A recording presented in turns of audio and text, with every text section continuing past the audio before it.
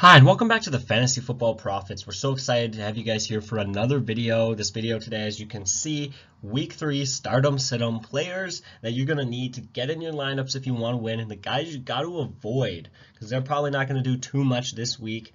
One thing to note before we get started, first of all, this is going to be a quick video, but more importantly, some of these guys, I'm going to say, don't start this guy or do start this guy. That is fairly circumstantial. Like, there's a couple big names on here that I'm going to say just don't start them. Well, maybe you have no choice. Maybe you have no depth. Maybe you have no other option, in which case, you know, your hands are kind of tied. For example, one of my guys this week, I'm going to say not to start, is LeSean McCoy. I'll get to why later, but if you have no depth at running back, you're probably just going to have to start him, and that's unfortunate. But as always, you know, we say it's super important to play the matchup games and not just to play pure talent. So that's what we're going to be talking about today. How you can play the matchup games to help improve your fantasy and help you get a few more wins and scrape into playoffs if you're struggling, or hopefully you're doing well and you can get a couple more wins and maybe get a nice bye, which helps you go a long ways in winning your fantasy league. Also, sorry for my kind of a raspy voice today, but you know, I'm stuck with it, so here we are. First guy I'm going to talk about is Marshawn Lynch versus Washington, and Marshawn is a start, absolute start. Last week he got a touchdown. He's really coming into form. He's a powerful back still. He looks healthy. He fits that offense great. Tell you what, Oakland, they're going to pass the ball down. He's probably not going to be a huge yardage guy, but he's going to pound the rock in the end zone against Washington. That just does not stop the run very well, especially in the red zone. So you know what? He's going to get a touchdown this week, I feel, especially because they're against Washington. So that's my first start guy. Here's my next guy I'm going to talk about. Again, Marshawn Lynch, start him. Jameis Winston versus Minnesota. He is not a start him right here. He's a sit him. That Minnesota defense is very good. Very, very good. Far above average. But that's not why I'm going to say not to start Jameis Winston. And here's why. If you're playing the Minnesota Vikings, you're going to score probably 20 points. Okay? You're either going to beat them or you're going to lose to them that way. Their defense isn't going to allow Jameis Winston to go off for 3 passing touchdowns and 350 yards. That defense is too good. In addition, if the Vikings aren't playing well, he throws a touchdown, they run one in, they kick some field goals. They don't need him to do too much because that Vikings offense isn't scoring points. This is going to be a low-scoring affair, and it's going to keep Jameis Winston's fantasy stats pretty mediocre. I'm not saying he's having a bad week, but there are definitely better options at quarterback. In fact, if you watched a video we did a couple of days ago, we talked about how much depth there is at quarterback from week to week. So I'm telling you, sit Jameis Winston versus the Vikings this week. All right, now here's my next guy. Running back, Ajayi. Now this is extremely obvious, but start this guy. Against that New York Jets terrible defense, he's going to pound the ball, pound the rock into the end zone. He's going to run all over them, and he's going to figuratively and literally carry his team to a win. It's going to be a great week for the Dolphins, and you got to feel bad for the Jets. It's going to be a long year for them, but don't make the mistake of not starting Ajayi. If you're in an 8-person league, you might have some other talent in which you could question not starting Ajayi. Do not make that mistake. 100 yards and a touchdown, I want to guarantee it. I'm not one of those I guarantee it sort of people, but I want to guarantee it. He's going to have a phenomenal week. He's going to show everybody why he was drafted in the first round in many leagues. That one's very simple, but once again, do not make the mistake of sitting him. Here's my next guy. Quarterback, Kirk Cousins. He's another sit guy. They've looked fairly unimpressive. Jordan Reed isn't healthy. Those wideouts aren't great. That running back situation is very not awesome. Robert Kelly isn't even very healthy right now. I have a feeling that Pittsburgh is going to kind of walk all over them, and I don't think they're going to do too much. I think it's very similar to the Jameis Winston situation, not in the fact that, you know, Pittsburgh is a low-scoring team like Minnesota, but just in the fact that he'll have a mediocre week. He'll be throwing the ball in the fourth quarter. He might get a touchdown, maybe 2, but he's not going to rattle off huge points. I don't think he's going to have huge yardage marks. So I think it's going to be just a very average week. And when we talk about how much depth out there is at quarterback, like random guys coming out of nowhere, like Alex Smith in week 1, getting all those points, throwing for all those yards, go out there, try to find one of those guys. Don't just settle with an guy in your lineup, all right? If you want to win, you got to take some chances. Take some chances and don't settle for the mediocre start of Kirk Cousins this week. All right, here's my next. Derrick Henry. Now, we had a video we talked about, like, pick up Derrick Henry, pick up Derrick Henry. And somebody made a comment like, oh, Derrick Henry's not out there. You're crazy. And then it was funny. People immediately in the comments started going, somebody said that they were in a 10-person league and Derrick Henry was out there.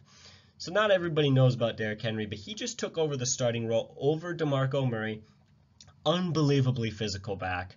Great back. He's not unbelievable at catching out of the backfield, however he can do it, but that's not what Tennessee needs him for. He's going to pound that rock. He's a very efficient runner, and when it comes into the end zone, he's a physical beast. He's going to punch it in. It's going to be a great week versus Seattle's, who Seattle hasn't actually had a very great defense this year. If you look at it, they really haven't been that awesome, especially against the run. And Tennessee has an awesome offensive line and a passing game that's good enough to take some pressure off of them. So Derrick Henry this week all the way. Got to start him. Absolutely have to start him and make sure he's not out there in a league. Pick him up if he's out there. Maybe trade for him. Like, this guy is going to be huge.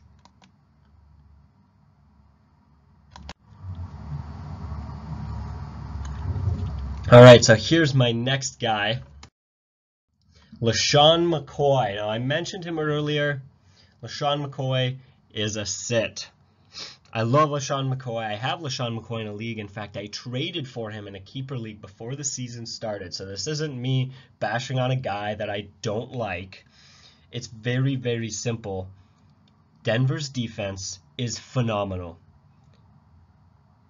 If you watched how they shut down Ezekiel Elliott the other week with that good passing game and that great offensive line and just the physicality and the talent of Ezekiel Elliott, you would be dumb to then turn around and start LeSean McCoy against Denver. Now, Denver's not going to be this dominant all year long. No way. It just can't happen. But kind of on a hot streak. They're going to shut LeSean McCoy down. I don't think he's going to have a very good week. I mean, look at what Zeke Elliott did. He had less than 1 yard per carry. He had like 8 carries and like 7 yards or something like that. And he didn't even hit double-digit rushing yards. He didn't even get 10 yards rushing. They absolutely pounded him and crushed him and annihilated him. The poor guy stood no chance. What do you think an older LeSean McCoy is going to do against them? Now, maybe I'm wrong. LeSean McCoy is extremely talented, but that offense is not nearly as good as Dallas's. So I think they're going to key in on that number 1 option in LeSean McCoy. My next guy is Tarik Cohen. Excuse me there. Got to start this guy. He's going to have a great week this week. He's filling in for a hurt Jordan Howard. Many people have not heard of Tarik Cohen, but if you looked at his numbers in the Combine, he was one of the Combine leaders in, I believe it was 3 different categories. And not just Combine statistical leaders at the running back position, but at all positions. Very, very, very fast, very quick. You talk about a 1-cut running back. The guy can make 5 cuts on 1 play. It's unbelievable. He's going to have a good week. Doesn't have exactly the best matchup against the Steelers, but I think he's going to be fine. And they're going to need him. Jordan Howard's out. He's going to get almost all the carries in there. He's going to get lots of time. He can catch the ball out of the backfield. So this is going to be a good week for Tarik Cohen. Pick him up and start him. Okay? If you have injury problems or you need more depth or whatever it might be, start him, play the hot hand, make sure to play the matchups. This is going to be his week. And finally, Terrence West. Sit Terrence West. Do not play him. I have Terrence West in 2 leagues, and I am sitting him. And here's why. Last week he got a touchdown. He looked okay, but that Rams offense isn't great, and Marshall Yonda's hurt. Excuse me there. In addition, the Jaguars defense is fairly good. Now, they played the first 2 weeks of the season against very good running teams, and they didn't have a great running defense. But that's because they were against great running offenses, and the Baltimore Ravens do not have a great rushing game. It's not pretty.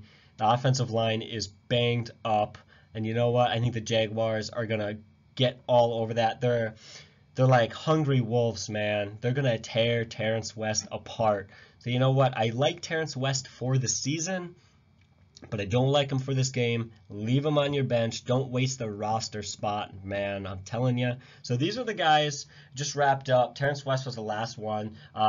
There's 4 and 4. 4 guys to start, 4 guys to sit for week 3. As we always preach here, don't start for talent, start for matchup. Now, of course, talent's very important, but I see so many countless people play good players against maybe a great defense, like a good quarterback against a great defense, and then the quarterback gets shut down and they're mad they lost their fantasy game. And it's like, you have to play the matchup, okay? You can't start the same guy every week in and out. Play the hot hand additionally.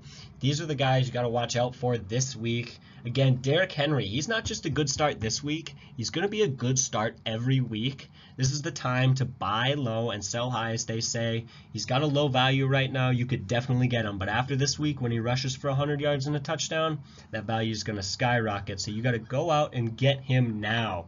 As always, we thank you guys so much for watching. You have a great day, and goodbye.